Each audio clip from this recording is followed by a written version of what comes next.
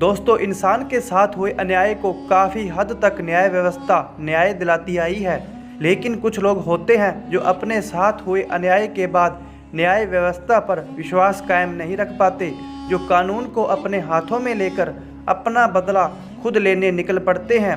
ऐसी ही एक घटना बीते इतिहास में हुई जो फूलन देवी के नाम से विश्व विख्यात है। कुछ लोगों के लिए फूलन देवी एक देवी का रूप है तो कुछ के लिए एक कुख्यात डकैत।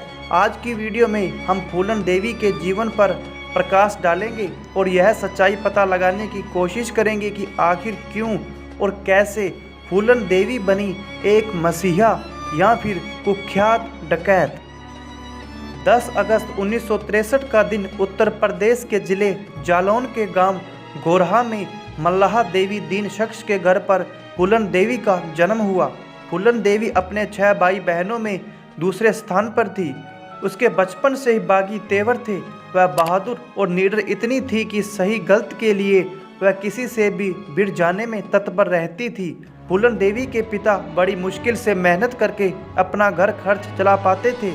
संपत्ति के नाम पर उनके पास केवल 1 एकड़ जमीन ही थी। पिता की मृत्यु के पश्चात उसके चाचा मायादीन ने फूलन देवी के हिस्से की जमीन भी हड़प ली थी।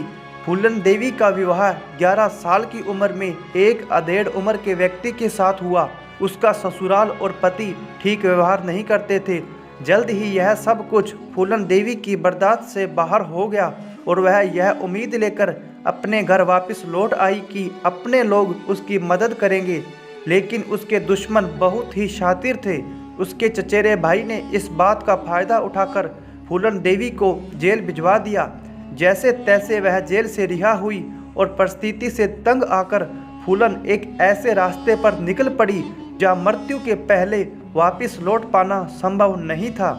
20 साल की उम्र में फूलन देवी को अगवा कर उसके साथ दुष्कर्म किया गया।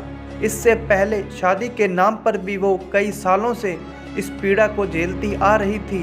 पुलिस की मदद लेने का अंजाम तो वह पहले ही भुगत चुकी थी। अंत में वह रिश्तेदार की मदद से 20 साल की उम्र में डाकुओं के गिरोह में शामिल हो गई। हथियार उठाने के बाद सबसे पहले फूलन अपने पति के गांव पहुंची और अपने पति की हत्या कर दी। गिरोह में भी उसको कई विकट समस्याओं का सामना करना पड़ा।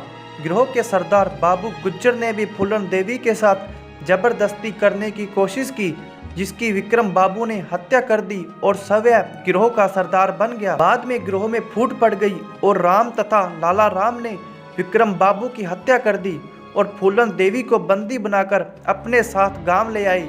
गांव में जाकर कई लोगों ने फूलन देवी के साथ सामूहिक दुष्कर्म भी किया, जो कि फूलन देवी के जीवन का सबसे गहरा घाव था। उसके साथ हो रहे दुष्कर्म व यातनाओं की जानकारी मिलते ही कुछ पुराने साथी उसे जैसे तैसे करके वहां से छुड़ा ले गए। निकलने के कुछ दिन बाद फूलन देवी ने अपने मित्र मल्लाह के साथ मिलकर पुराने साथियों को इकट्ठा किया और गिरोह की खुद सरदार बन गई। राम और लाला राम के चंगुल से निकलने के 7 महीने बाद फूलन देवी को वह मौका मिल गया जिसका वह काफ़ी समय से इंतजार कर रही थी।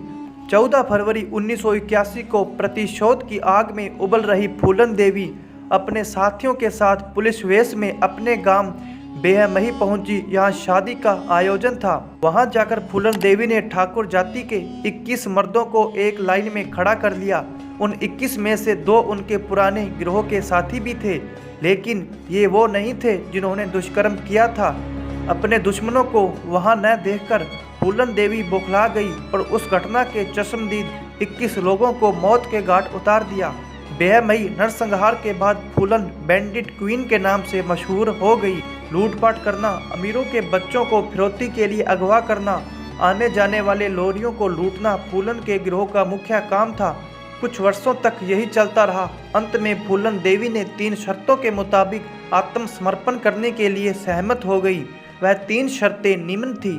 पहली शर्त के मुताबिक वह मध्य प्रदेश की पुलिस के सामने आत्मसमर्पण करेगी, उत्तर प्रदेश की पुलिस के सामने नहीं, क्योंकि वह जानती थी उत्तर प्रदेश की पुलिस उसे मौत के घाट उतार देगी। दूसरी शर्त के मुताबिक अपने किसी भी साथी को मौत की सजा न देने का आग्रह किया गया और अंतिम तीसरी शर्त के मुताबिक अपनी हड़पी हुई जमीन और अपने भाई को पुलिस में नौकरी देने की मांग रखी। दूसरी शर्त को छोड़कर बाकी सभी शर्तें मान ली गई और 13 फरवरी 1983 मध्य प्रदेश के भिंड स्थान पर आत्मसमर्पण कर दिया। फूलन देवी पर 20 कत्ल, 30 लूटपाट और 18 अपहरण के मुकदमे चलाए गए। इस कार्रवाई में 11 साल बीत गए। 1993 में मुलायम की सरकार ने सभी मुकदमे हटाकर साल 1994 को रिहा कर दिया गया। 1996 में फूलन देवी समाजवादी पार्टी की टिकट से मिर्जापुर की सीट जीतकर सदन का सदस्य बन गई। उसका 2 बार जीतना यह दर्शाता है कि फूलन देवी ने जनता के दिल में अपनी जगह बना ली थी, लेकिन अतीत किसी का पीछा नहीं छोड़ता। 25 जुलाई 2001 को उनके घर के सामने शेर सिंह राणा ने गोली मारकर फूलन देवी की हत्या कर दी और शेर सिंह राणा ने कहा कि उसने बेहमई नरसंहार का बदला ले लिया। यह भी कहा कि उसने बदला लेना भी फूलन देवी से ही सीखा है। फूलन देवी को लेकर लोगों की अलग अलग राय है। आप किस नज़रिए से देखते हैं, हमें नीचे कमेंट में बताएं। वीडियो के नीचे एक लाल बटन है, प्लीज़ उसे दबाकर चैनल को सब्सक्राइब कर लीजिए। आखिर तक बने रहने के लिए धन्यवाद।